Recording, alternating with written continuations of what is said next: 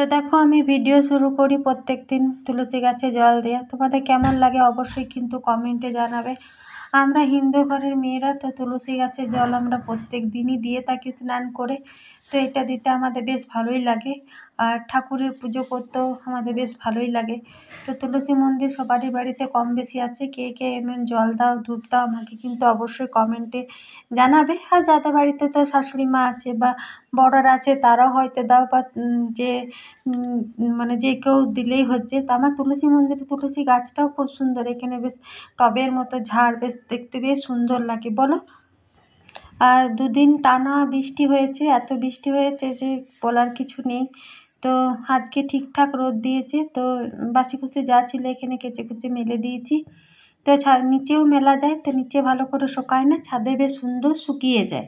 সকাল বন্ধুরা, কেমন আছো সবাই? উমা হোম লাইফে নতুন একটা দিনে নতুন একটা ব্লগে তোমাদেরকে স্বাগত জানিয়ে আজকের ব্লগটা আমি শুরু করছি। তো আজ হচ্ছে রবিবার, আর তোমাদের সাথে আজ দুদিন পর কথা বলা হচ্ছে, কারণ দুদিন আমি কোনো রকম ভিডিও করিনি, আর ভিডিও দুদিন আমার চ্যানেল থেকে ছাড়াও হয়নি। তো তোমরা কে কি মেসেজ করছো তাও আমি বুঝতে পারছি না, কারণ ফোনটা একটু ডিস্টার্ব আছে। আর শুক্রবার যে বৃষ্টি হলো, তো কত বৃষ্টি হলো তোমাদের সাথে তো শেয়ার করেছিলাম যে এত বৃষ্টি হলো। তো তারপর থেকে সেদিন আমি কোনো রকম ভিডিও ছাড়তে পারিনি, কারণ কারেন্টের অসুবিধা ছিল। সকাল থেকে কারেন্ট ছিল না, ভাবছিলাম যে কারেন্ট এরকম চলে আসবে যেমন আসে, তো বিকেল পর্যন্ত কোনো রকম কারেন্ট আসেনি। আর আমার ফোনে তো কদিন ধরে চার্জের অসুবিধা হচ্ছে, যে ফোনটাতে আমি ভিডিও করি, এটাতে আমার ভিডিও মানে পাবলিশ হয়। তো এই ফোনটাতে চার্জ ছিল না। তারপরে মানে ইলেকট্রিক মিস্ত্রি যেমন সারতে এসে তো ট্রান্সফরমার পুড়ে গেছে। সেদিন তো কোনো রকম লাইন এলো না, রাত থেকে এত বৃষ্টি। তারপরের দিনে আবার লাইন এলো। তো ওই 12টা ওরকম সময় মানে লাইন আসার পর ফোনটা চার্জে দিলাম, একবেলা চলে গেল। তো কাল মানে শনিবার দিন কালকে, তো সন্ধ্যাবেলায় ফোনে ব্যালেন্সও শেষ হয়ে গিয়েছে, মানে রিচার্জটা, যেটাতে আমি ভিডিও পাবলিশ করবো, এডিটিং আপলোড কিছুই হচ্ছে না। তো আবার দোকান গেলাম, দোকানও দেখছি বন্ধ। তো দোকানও খুলেনি। তারপরে আবার বৃষ্টি নামলো আবার কালকে, তো কোনো রকম রিচার্জও হলো না। তো ফোনে ব্যালেন্স নেই যে ফোন করে বলে দেবো রিচার্জ করে দিতে, তো তাও হলো না। তো ওই জন্য আমার দুদিন আমার চ্যানেল থেকে কোনো রকম ভিডিও যায়নি, এই হলো অসুবিধা। তো আজ হচ্ছে রবিবার, তো রবিবারে ও তো একটা ভাড়া পেয়েছে বাঁকুড়া দিকে, অনেকটাই বেশ। তো সকাল 7টার দিকেও ভাড়া বেরিয়ে গেছে। তে চলে আসবে দুপুর করে, যাবে হয়তো, একটু দরকার আছে, তারপরে হয়তো চলে আসবে। আসতে যেতে যতটুকু টাইম লাগবে। তো এখন 11টা মতো টাইম হলো।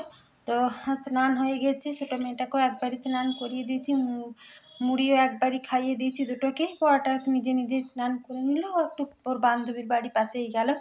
আমি এখনও রান্না বসাইনি। তো তোমার মানে আজ 1-1.5 বছর হলো আমি ভিডিও করছি। তো মানে যেমন একটা সংসারের কাজ থাকে না, যে সকালে উঠে মুখ ধুবো, চা খাবো, ঘর মুছা, ঘর ঝাড় দিয়ে, এটা একটা মানে প্রসেসিং। মানে এটার পর এটা হবে, এটার পর এটার, মানে 2-1 দিন হয়তো শরীর খারাপ লাগলে তখন খারাপ লাগে, কিন্তু এটা মানে একটা কাজ, যেটা আমাদের করতে হবে। সেরকম যেহেতু আমি 2 দিন কোনো রকম ভিডিও করিনি, মানে কাজ করছি, তবু যেমন মনে হচ্ছে ফাঁকা লাগছে। আমি একটু কিছু একটা হচ্ছে না, কিছু একটা ফাঁকা লাগছে, কিছু একটা, মানে সবসময় কাজ করতে করতে ভিডিও করা অভ্যাস। তো তোমার সাথে কথা বলার জন্য ভিডিও ফাঁকা লাগছে। আজ তো ভিডিওটা আমি শ্যুট করছি, তো জানি না আজকেও মানে কি ভিডিও পাবলিশ করতে পারবো কি না। শুক্রবারের ভিডিওটা আছে। তো চলো, ঠাকুরের নাম করে শুরু করেছি, তো দেখি কতদূর কি হয়। তো আমার সাথে থাকবে, ব্লগটা দেখতে থাকবে, আশা করি তোমাদের ভালো লাগবে। তো অনেকটাই বেলা হয়েছে, চলো ভাত বসাই এবার। চুলাটা নিয়ে এলাম, ভাতে জলটা বসালাম, চাল দেবো। আর 2 দিন বৃষ্টির কারণে উনুনটাতে ধরাতে পারিনি, 2 দিন গ্যাসে রান্না করলাম। তো আজ আর গ্যাসে রান্না করিনি। আজ ওই নির্মা গুঁড়ি দিয়ে গ্যাসটা পরিষ্কার করে ধুয়ে নিয়েছি, যেহেতু গ্যাসে তো খুব একটা রান্না করা হয় না, উনুনেই বেশিরভাগ রান্না করি একবেলা আপাতত। তো 2 দিন বৃষ্টির জন্য তো উনুন ধরাতে পারলাম না, তো গ্যাসেই করলাম, সব রকমই সুবিধা আছে। পরিষ্কার করে ধুয়ে দিয়েছি, তখন ভাতটা বসালাম। সবজি সেই লাউ ডাঁটা এনেছিল, সেই লাউ ডাঁটাটা সেদিন থেকে আছে, ভালো আছে, খারাপ হয়নি। তো লাউ ডাঁটা, আলু, বেগুন দিয়ে একটা সবজি করবো। আজ তো মানে রবিবারে হাট, ও তো বললামই সকাল সকাল বেরিয়ে গেছে, ওই জন্য হাটও হয়নি তো। আর ডিম এখানে ফ্রিজে ডিম আছে, ডিমে আলুতে ঝোল করে দেবো। চাল দিয়ে দিলাম, টকবক করে ভাত ফুটছে। লাউ ডাঁটাটা ভাবলাম কাটবো, তো দেখছি 3-4 দিন হয়ে গেছে তো একটু নষ্ট হয়ে গেছে, পাকা পাকা টাইপের হয়ে গেছে, ওই জন্য ওইটা ফেলে দিলাম। তো ছাদে তো পুঁই আছে, পুঁইটা তুলে নিয়ে এলাম। পুঁই এখানে আলু দিয়েছি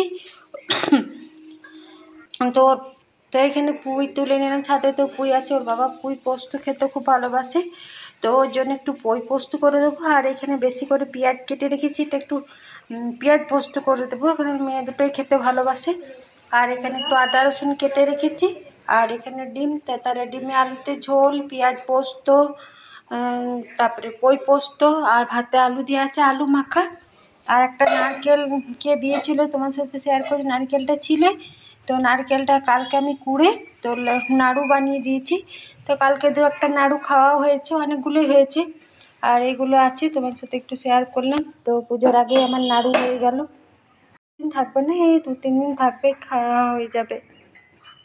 না, আমার কমপ্লিট হয়ে গেল, কারণ এই মাত্র চটপট করে রান্না করলাম। এখানে ভাত হয়েছে, আর ভাতে তো আলু দিয়েছিলাম, তেল, শুকনো লঙ্কা, জিরার ফোড়ন, পেঁয়াজ টেয়াজ দিয়ে বেশ করে মাখা হয়েছে।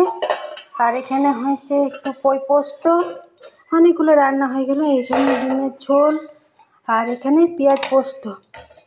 তো এগুলো আজকে রবিবারে দুপুরে রান্না। আর ছোটোটাকে খেতে দিয়ে দিয়েছি, কারণ আজ সকালে ওরা জলখাবার খেয়েছে, আমিও স্নান করে মুড়ি টুড়ি কিছু